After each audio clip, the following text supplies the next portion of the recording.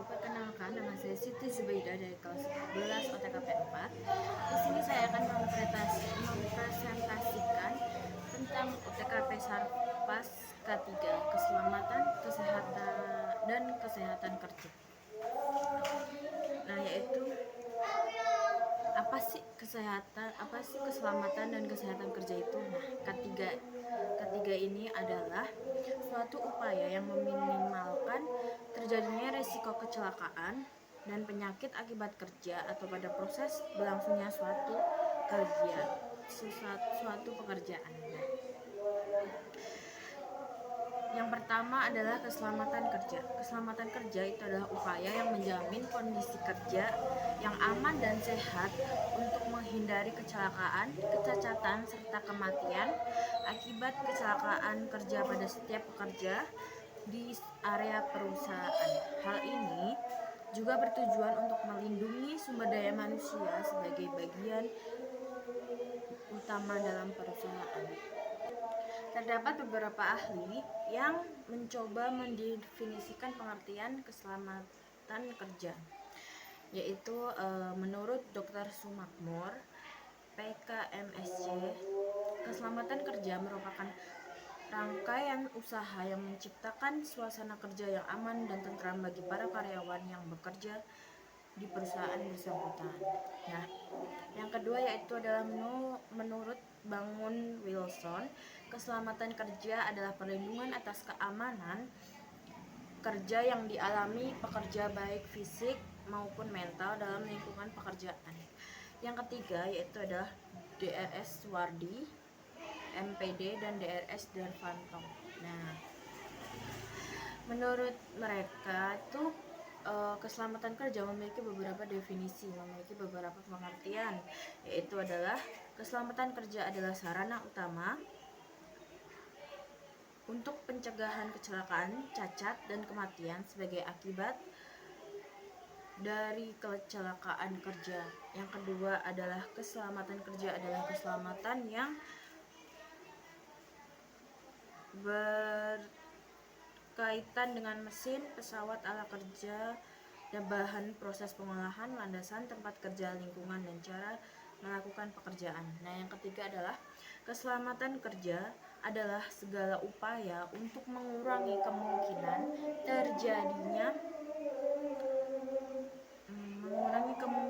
terjadinya kecelakaan saat melakukan pekerjaan. Nah, yang keempat adalah keselamatan kerja adalah tindakan aktif setiap orang untuk menjaga keselamatan dirinya dari hal-hal yang tidak diinginkan. Yang kelima adalah keselamatan kerja adalah sistem perlindungan diri terhadap segala kemungkinan yang dapat menyebabkan kecelakaan. Nah, yang keenam adalah keselamatan kerja adalah tindakan preventif terhadap kecelakaan yang dilakukan sebagai bentuk tanggung jawab dia.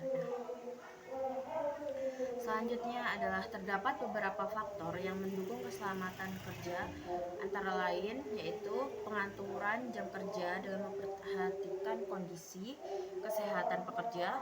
Yang kedua adalah pengaturan jam istirahat yang sesuai untuk menjaga kesehatan dan kestabilan pekerja. Yang ketiga adalah pengaturan penggunaan peralatan kantor yang menjamin kesehatan. Yang keempat adalah pengaturan sikap tubuh dan anggota badan yang efektif. Yang kelima adalah penyediaan sarana untuk melindungi keselamatan kerja. Yang keenam adalah kedisiplinan pekerja. Nah, sementara itu tujuan dari keselamatan kerja ini adalah melindungi keselamatan para pekerja. Yang kedua adalah menjamin keselamatan setiap orang yang berada di tempat kerja. Yang ketiga adalah memelihara yang digunakan agar tetap aman dan efisien. Nah, yang selanjutnya adalah kesehatan kerja. Menurut Komisi Gabungan ILMHO adalah upaya mempertahankan dan meningkatkan kesehatan fisik, mental, dan kesejahteraan sosial bagi para pekerja. Nah, hal ini sesuai dengan bunyi pasal 1 ayat 1 Undang-Undang Nomor 36 Tahun 2009, yaitu adalah kesehatan adalah keadaan sehat baik secara fisik, mental, spiritual maupun sosial dan ekonomi. Fokus utama kesehatan kerja adalah mencapai tujuan, yaitu adalah tujuannya pemeliharaan serta peningkatan kesehatan pekerja. Yang kedua adalah perbaikan kondisi lingkungan. Yang ketiga adalah pengembangan pengorganisasian pekerjaan serta budaya. Nah, faktor-faktor apa nih yang mendukung kesehatan kerja ini? Nah, faktor-faktornya adalah pola makan yang sehat, pola peraturan jam kerja yang tidak mengganggu kesehatan. Yang ketiga adalah pola pengaturan istirahat. Keempat adalah pengaturan tata cara sikap bekerja. Yang kelima adalah pengaturan lingkungan yang harmonis. Yang keenam adalah pengaturan tata ruang yang sehat. Yang ketujuh adalah pengaturan tata warna dinding.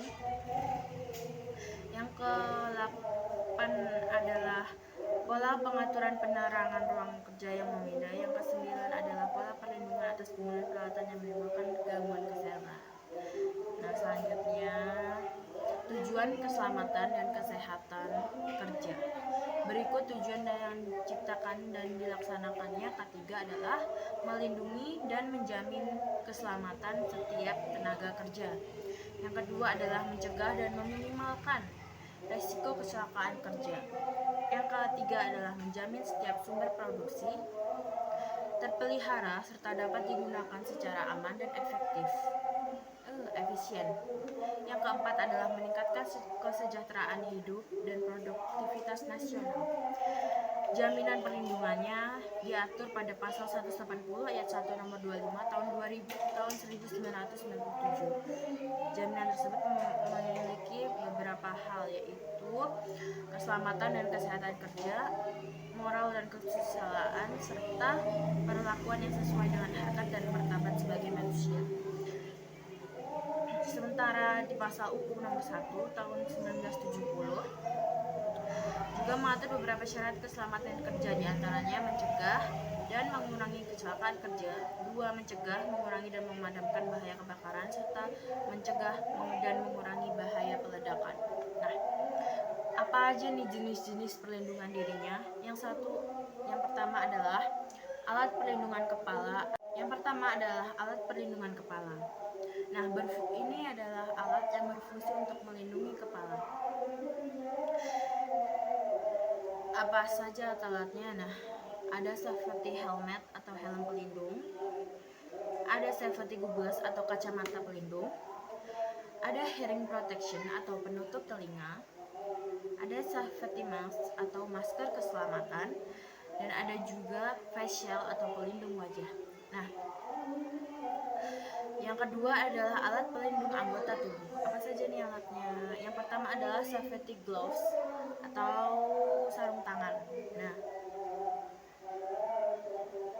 yang kedua adalah safety belt, sabuk pengaman. Yang ketiga adalah safety boots atau sepatu keselamatan.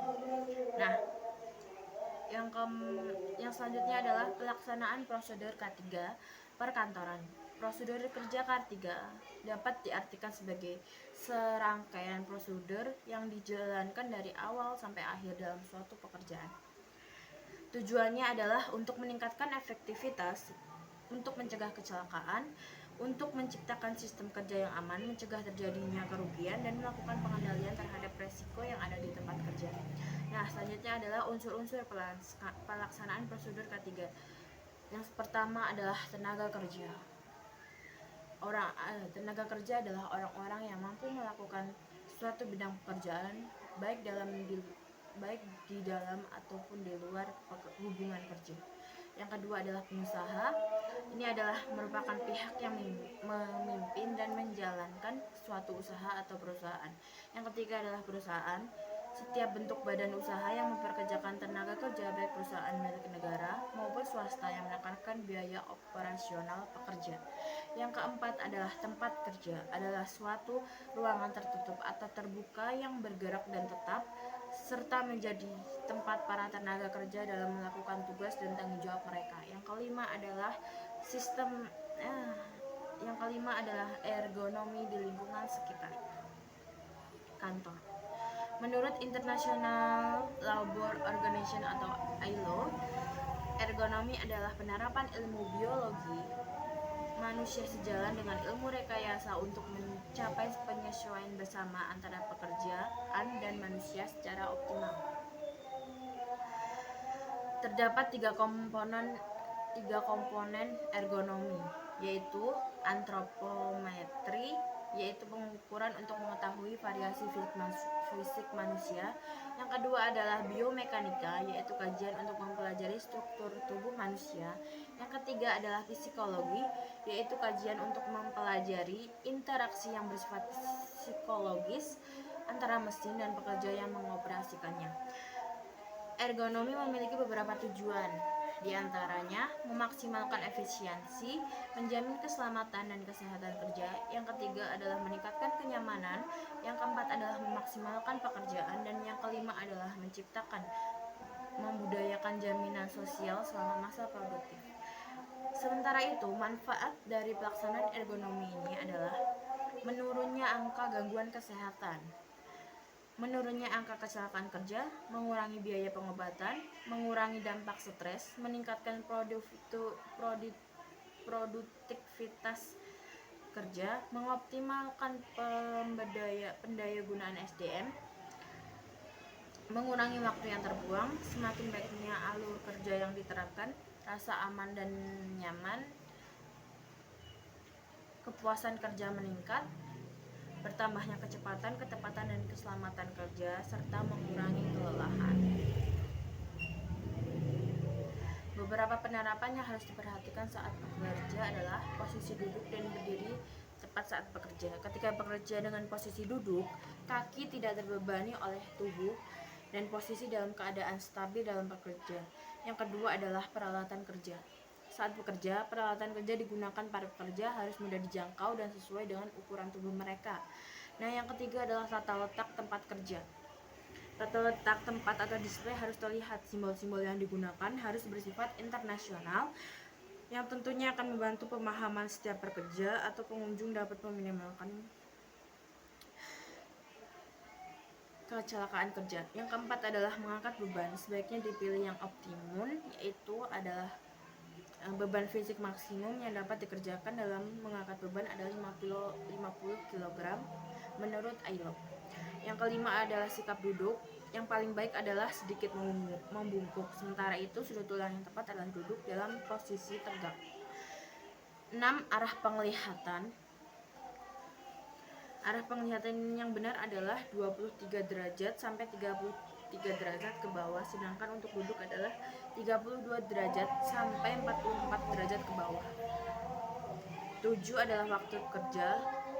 Waktu kerja ini harus disesuaikan dengan standar manusia dalam bekerja, yaitu 8 sampai 10 jam. Terima kasih. Sekian penjelasan dari saya. Apabila ada kurang dan salahnya saya mohon maaf. Sekian, wassalamualaikum warahmatullahi wabarakatuh.